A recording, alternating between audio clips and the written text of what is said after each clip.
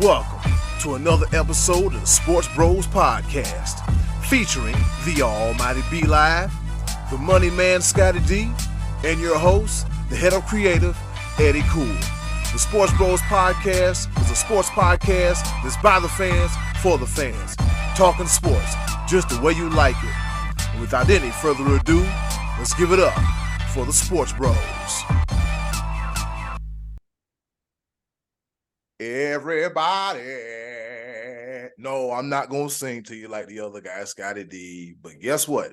It's Wednesday and it's time for your favorite sports podcast, none other than the Sports Bros Podcast. I got to bring the energy. I got to bring the thunder. I got to. It's early in the morning, but nevertheless, we are here, your favorite sports podcast. And once again, me and B-Live, we're doing this thing again. Kind of like Stephen A. and Shannon, kind of like Ocho and Unc, but I guess I'm Shannon and B-Live is more like, I'm going to put over here, B-Live is more like Stephen A., which is a compliment, which is a good thing. I'm not like the other guy that gives you backhanded, snide comments. And speaking of my co-host, here he is, the man down there in Fayetteville, North Carolina at the Share Studios, the almighty B-Live. What's happening? What's going on in the world today? Let's start off. First off, you gave me a compliment, and I appreciate that very much. So, when you deem me as Stephen A. The only thing about that though is you got more of the forehead than I do, so that would make you Stephen A. And that. I knew there was a reason why I wore this. There was a reason behind it. So I'm saying, no, Ed, you're going to take your Ernie Isaac do-rag off. But so I'm saying, no, keep it on. Yeah. Oh, man, you know me. I always come with the jokes. Yeah. But, man, what a weekend. I'm just going to go ahead and let you know, I just came back from the ATL. Got to see the final 3 games of the Atlanta Braves regular season. And I witnessed so much history. I don't know if you noticed, but my voice is barely hanging on. But I got enough to be here and record this podcast. So I'm full of energy this morning. Let's get into it. We're missing our other bro because it's midterms. And he's got to study.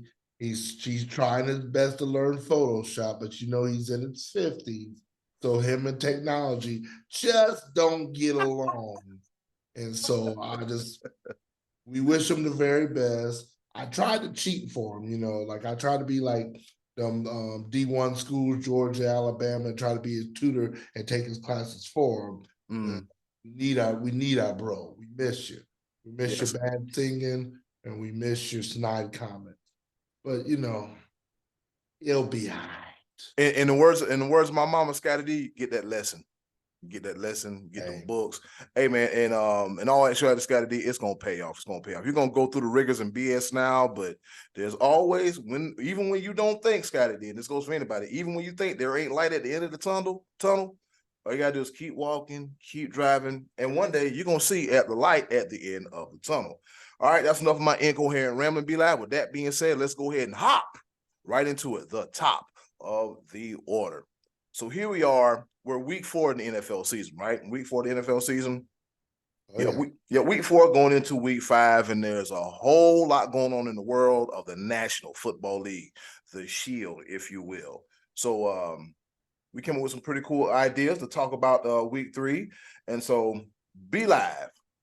Like when it comes to the teams under 500, which team do you still believe in?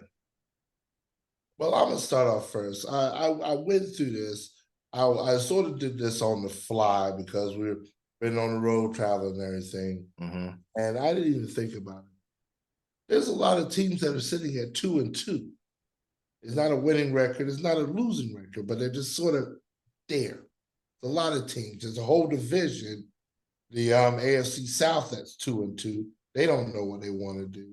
And I mean, there's a lot of teams trying to figure out what exactly is going on. So I'm gonna renege in sort of a way where I say A team that's under 500, I'm going to say a team that's at or under 500 that I still believe in. Okay. And so the team I still believe in, I feel like it's just one little screw that just needs a little tightening and whatnot. It's still the Jacksonville Jaguars. I feel like they've had some hiccups. There's just a little bit of what's really going on. Defense shows up one week, the next week, yeah, I don't know. The offense ain't quite clicking all the way that I thought it would be. And they're sitting right all in the mess of the 500 club in the AFC South. But at the end of the day, I still believe they're the team that's going to emerge through and through. Houston's shown some light. I think they got their right answer when it came to the quarterback carousel of this draft. I don't even want to talk about the other side of that because I'm hurt, I'm distraught. I don't know. Indy with Anthony Richardson, he's shown glimpses of light and truth and whatnot. Don't know which version of Indy we're going to get. Tennessee Titans. Not really. I don't know. But at the end of the day, I think the Jaguars is a team. They're still the team I believe in. And because I'm going to give an honorable mention to the Cincinnati Bengals. I don't know what it is. Is Joe Burrow healthy? Like, what's going on there? But if there was a team to get it together that's under 500, it would be the Cincinnati Bengals. Right now, the team that I still believe in, Jaguars, honorable mention, Cincinnati Bengals. What say you, Eddy Coop? Well, B Live, you plucked the rabbit out of the hat, and I was going to say the Cincinnati Bengals too. Reason being because there is a tie for second place in that division. I don't think the Steelers are atrocious. They are absolute hot garbage dumpster fire. I know I'm in a specific part of the country where I'm going to catch hell and I'm going to catch some cheers. But I'm just being honest. The output from the Steelers, I don't see it. I don't like it. I don't believe in them. You got Najee Harris, 2 yards in the cloud of dust, and Matt Canada. Like, why did you hire an offensive coordinator that got ran out of LSU? Like, get the hell out of here. Normally they would be trying to keep it, but no, they got him the hell up out of there quick, fast, in a hurry. And, Coach talking, well, it's all about, being loyal. Hey, look, like Shannon Sharp said, don't be a slave to loyalty. If these jobs don't teach you anything, don't be a slave to loyalty. Please don't. But it's not the Steelers I'm harping about. It's more the Cincinnati Bengals. I think the Cincinnati Bengals are head and shoulders from the bottom of the roster to the top talented. They are too talented to be middling to where they are now, last place in the division. Burrow has got to get healthy. They have to figure out some way where Burrow has to get healthy. Like, I'm trying to figure out how long before training camp, how long did this calf injury exist? Because, him not getting the necessary reps, now we see it. Now we see it week in and week out, and it's a damn shame. Hopefully T. Higgins can come back from his rib injury. You still got Jamar Chase, and he said he opened all the effing time, because this past week he had 7 catches, 73 yards, and so Jamar Chase is doing what he can, and it's kind of like he's just out there and just kind of out there. Him and Joe Mixon, the offensive line. What can I say about that Cincinnati O-line that hasn't already been said? It's going to come to a point in the future, the very, very near future, that this slow start is going to be a long and arduous and slow finish to the season. I'm just hoping that the Bengals can just get everybody healthy and get everything together and be back to firing on all cylinders. So B-Live says the Jacksonville Jaguars, and I say the Cincinnati Bengals, or as they call them up here, the Cincinnati Bungles. Yeah, Jesus. Yeah, the Battle of Ohio. I'm still to this day trying to figure out that whole thing between Cincinnati and New Orleans. Who that and who they, and what that and what not, who did it. Like, you know what, I digress. Let's get to the other side of that coin, that equation we were talking about. Is there? All right, let's just say somebody probably stole something from somebody. Yay to originality. Yeah, anyways, the surprise 500 team, B-Live. I'm going to go first. I'm going to have to say the Houston Texans. They're 2-2. They're in that, I guess you could say everybody's in first. The whole division is up for grabs. It's just freaking up for grabs. Everybody is 2-2 right now. CJ Stroud, like you said, be live, the guy I wish we would have drafted. And people's like, well, Eddie, it's too early to say that. All right, let me look at my paper here. The Carolina Panthers 0-4. The Houston Texans 2-2. CJ Stroud has thrown 6 touchdowns to no interceptions and has a 100.6 quarterback rating and has over 1,200 yards. And they say, well, it's not all about placement. Well, damn it, it's about something. Something's going on good in Houston. D'Amico Ryans, he got them boys buying in. It's a whole new energy that the Texans organization needed after what happened with Deshaun Watson, Bill O'Brien, DeAndre Hopkins, and that mess. Because it was good for a while, and then it became a mess. Let's just be real with the real. It was an absolute mess. Then also he has weapons in like Tank Dell and Nico Collins, and then they beat these same Steelers I was just talking about 30-6 last week.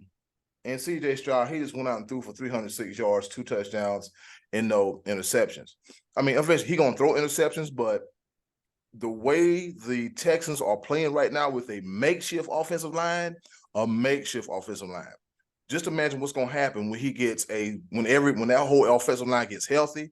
They go out after this season and free agency and spend a little bit of money. The Texans are going to get a Jaguars and run for their money. I definitely will say that in that division because, Trevor Lawrence, if he isn't looking over his shoulder, he should be looking over to the left and see Anthony Richardson and to the right and see CJ Stroud. I got the Texans. Who you got, B-Live? My 2-2 team that I am surprised by, I got to go, well, you know what? I'm going to go there. The Washington Redskins, no-name football team commander Piglets. All them. Washington Commanders, you got to say the whole thing, yes. The whole thing. Because, the Cardinals and the Broncos, who they faced, they won where they were supposed to win. The Bills, they didn't show up at all. I was like, it's the Bills. The Bills had that chip on their shoulder. They were like, oh, y'all tried to write us off after the week one. Okay, bad. We're going to show you what's really good. But the fact that they took the defending NFC champion Philadelphia Eagles to overtime, the Commanders could easily be 3-1. And that's why I'm like, for them to be 2-2, and they'll be contenders. I believe they'll be contenders. Will they make the playoffs? Not so fast. But I think I've honestly put them at the bottom of the list. I had them in the same order that I had them last year, where I had the Eagles, Cowboys, Commanders, and then the Giants. No, I'm sorry. I had the Giants, then the Commanders. Commanders would be last in the division. They have pleasantly surprised me, and the Giants are a complete and utter dumpster fire. 5 alarm fire. Help. It is not looking good at all for the Giants. The Giants look worse than my Panthers, and the Giants actually, that's how I see it. At least we had a little bit of hope. We had some hope. The Giants just made the playoffs.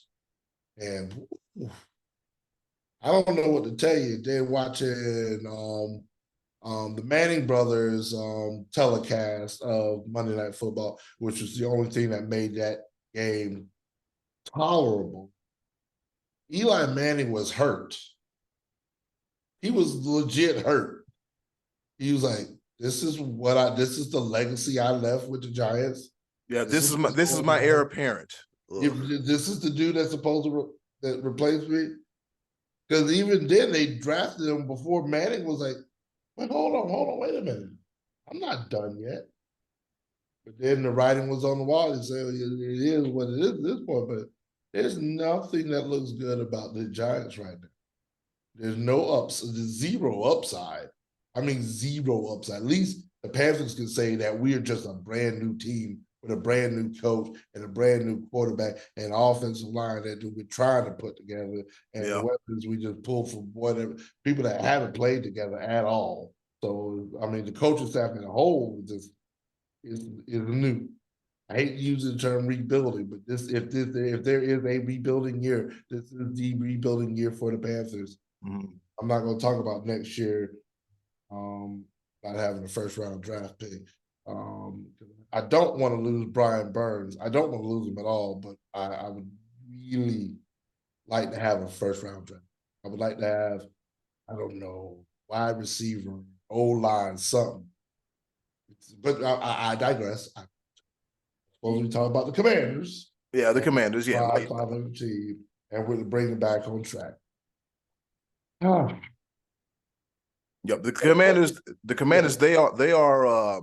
I get it, be live. I mean, because first, like, beginning to me, it's coaching is too hard. Look, if you want to be good, the thing about the Commanders, the previous if you want to be good like the Cowboys, good like the 49ers, and good like other teams in the NFC, guess what you have to do? You have to make those necessary changes and growing pains in order to make this happen.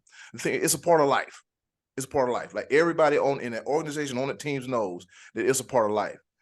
And from the looks of it, they're slowly, the Commanders are slowly but surely rounding into form. I mean, will they be blowing doors off, like you said, blowing doors the rest of the season? Probably not, but they'll be competitive. You at least want to be competitive. And this might be the season that saved Ron Rivera his job, because other than that, them cakes was on the seat. And Brandon Staley, do not think I'm not paying attention to what the hell you got going on. But anyways, that's neither here nor there. Be live. Like you said, man, that Giants game was just, he got Daniel Jones, he got sacked 10 times and threw a pick 6.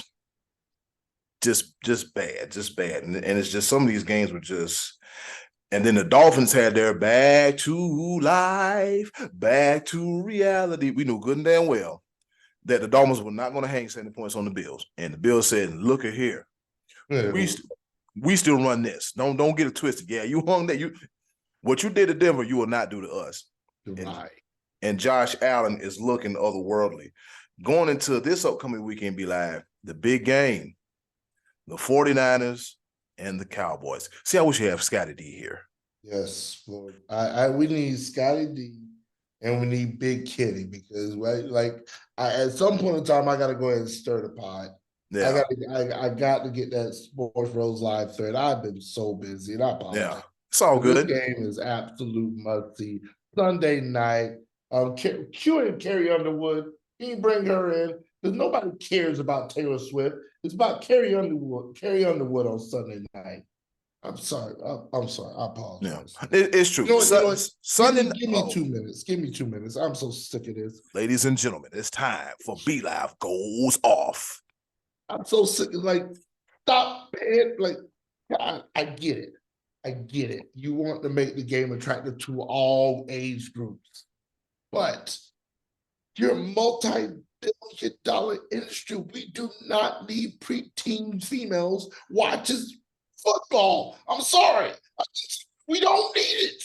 That's the one thing we don't need. We do not need every 5 seconds that the Chiefs have a good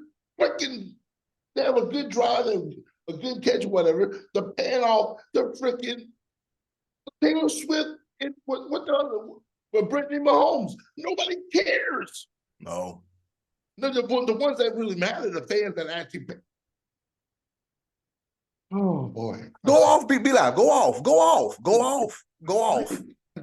Oh my Lord. I couldn't even get into the game 15 minutes into the game. They didn't pan off to this. I don't care. It's not that I dislike Taylor Swift. Do you? You have an entire fan base. It's a ridiculous fan base, mind you. But can we just have our football? That's all we want. That's all I want. That's less about all this prima donna stuff on the side.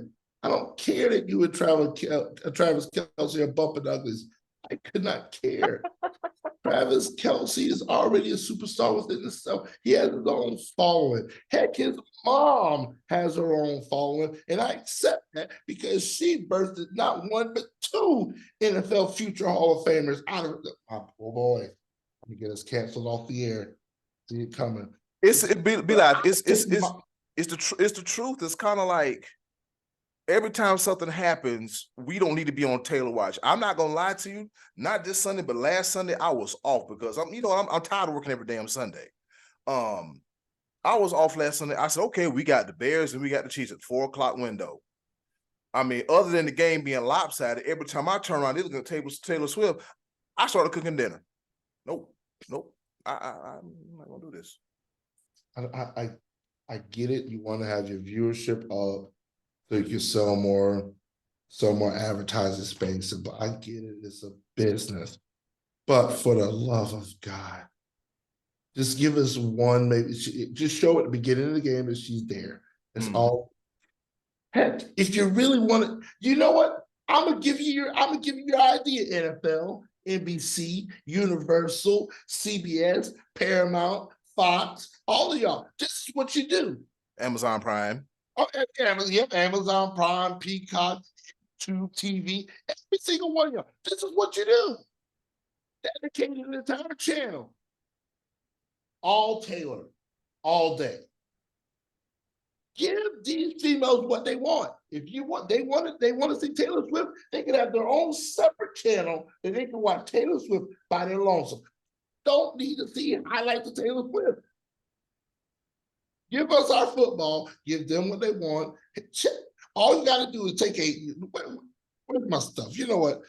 I'm in the studio right now, and I got the stuff somewhere. But all you got to do is put a freaking mount right there with a cell phone right in front of her. Boom. Taylor Swift all day, every day. Come on. I know that the Twitter, come on, X, whatever, Instagram, something. Y'all use all just Snapchat, Thread, something. This is just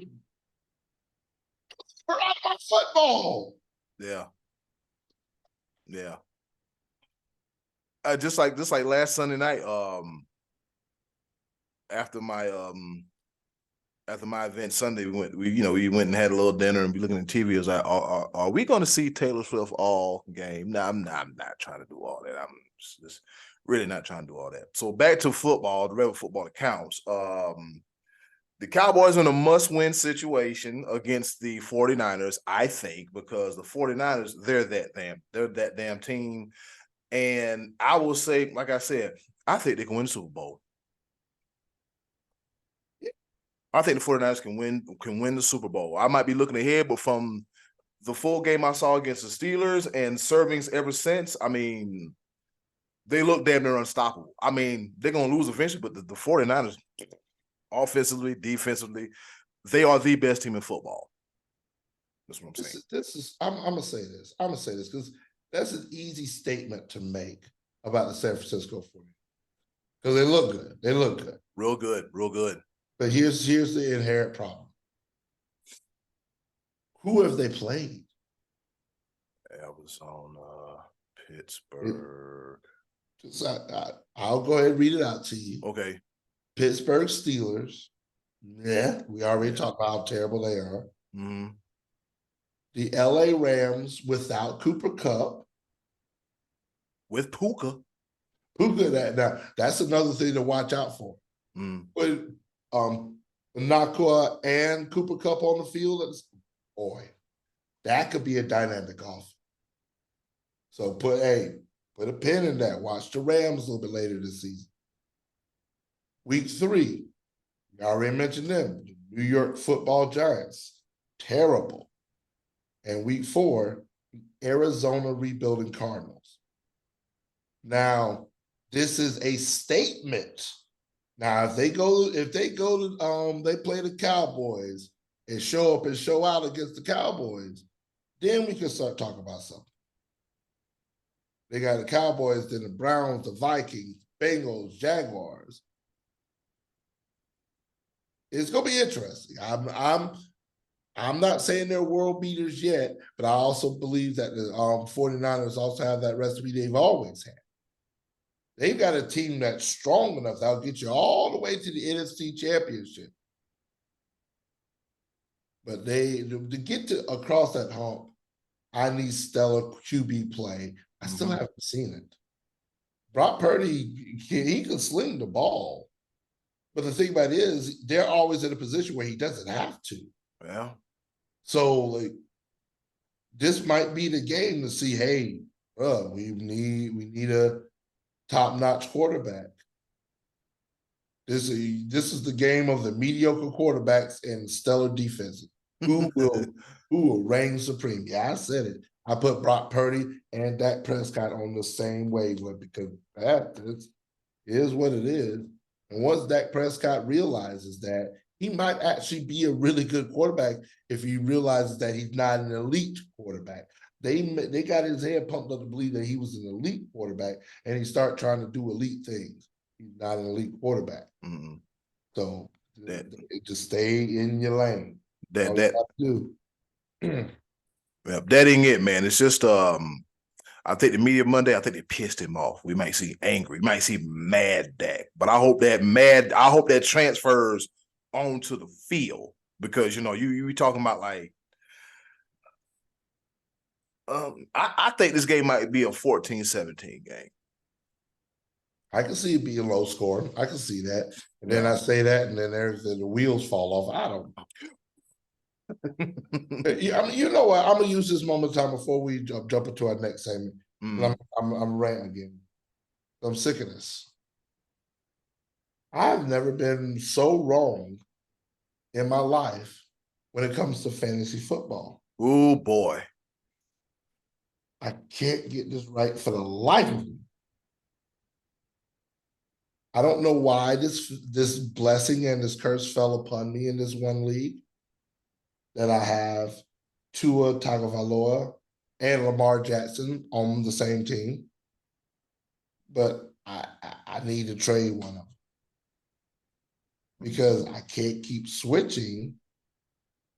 Because every time, like, what was it, week 1, I started Lamar Jackson, and Tua on my bench went off.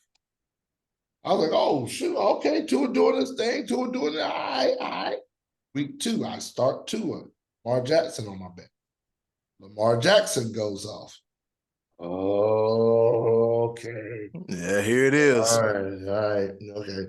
right, okay, week 3, let me study this. All right, Lamar, I think week 3 was Lamar Jackson against, I think they went against Cleveland. I don't, you know what?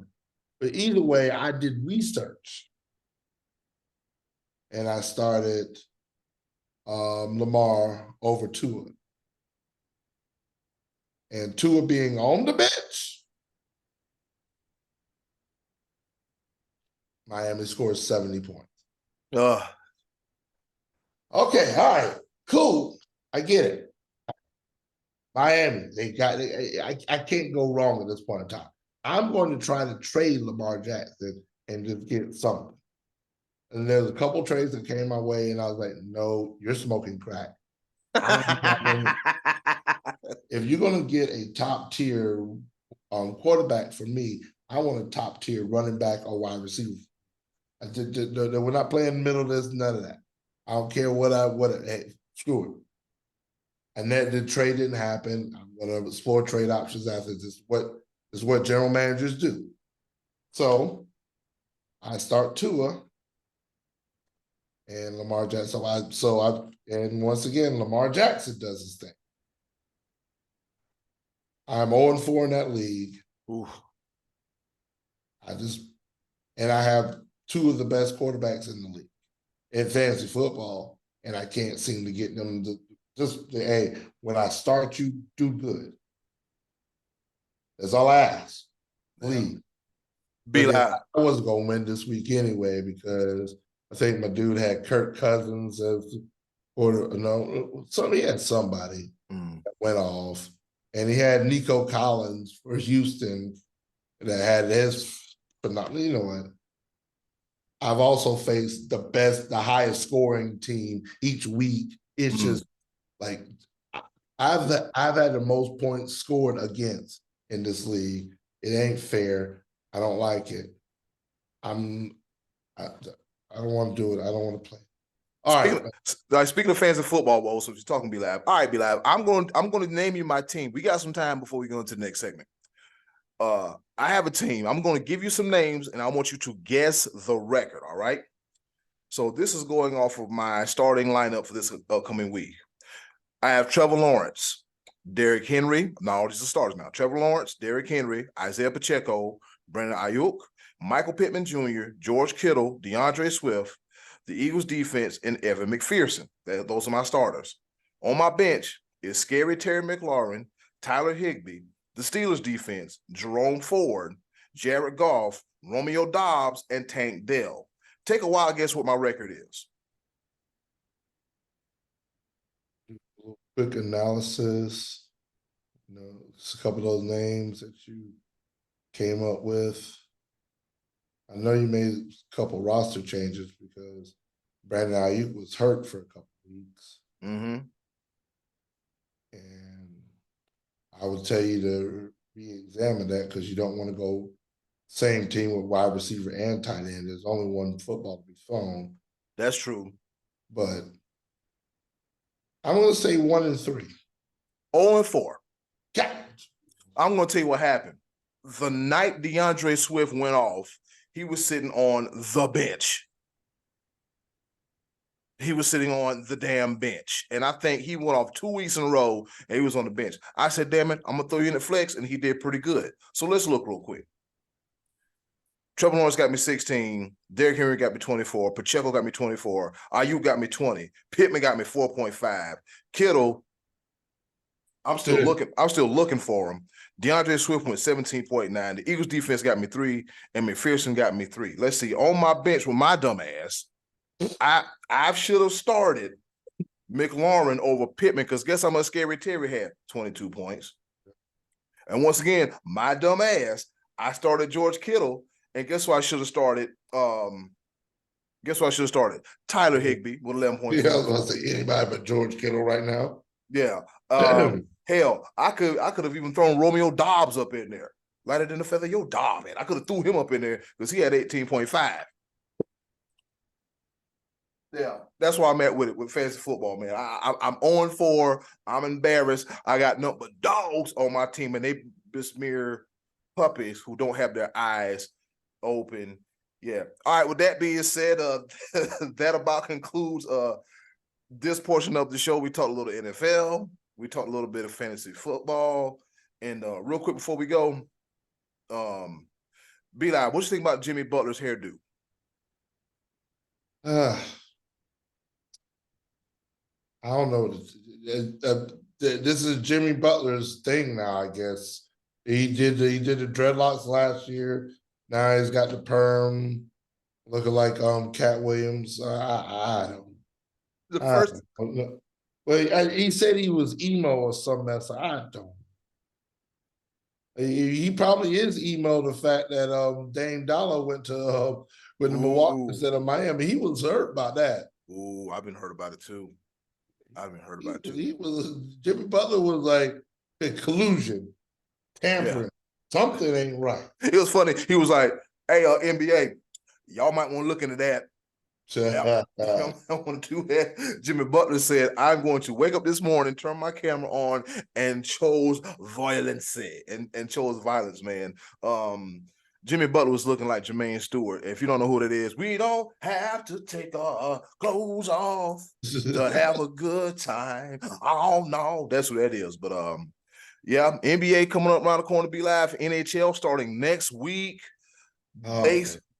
The baseball playoffs, the wild card game, it's in full swing. It started on Tuesday because the day is Wednesday. Y'all know how the sauce is made, and it's the most wonderful time of the year where everything is going on all at once. And when we come back from this, we're gonna talk about college football and the return of the Be Live Top 5 coming at you right here on the SportsBros Podcast. Now I wonder. No, I'm not gonna do that. I would never perm my hair. I'm not trying to like a pimp named slick back. a pimp named Fruit Snack. You see, baby, I gotta have my fruit. No, ain't nobody got time for that. Hey, we'll be right back on the SportsBros Podcast.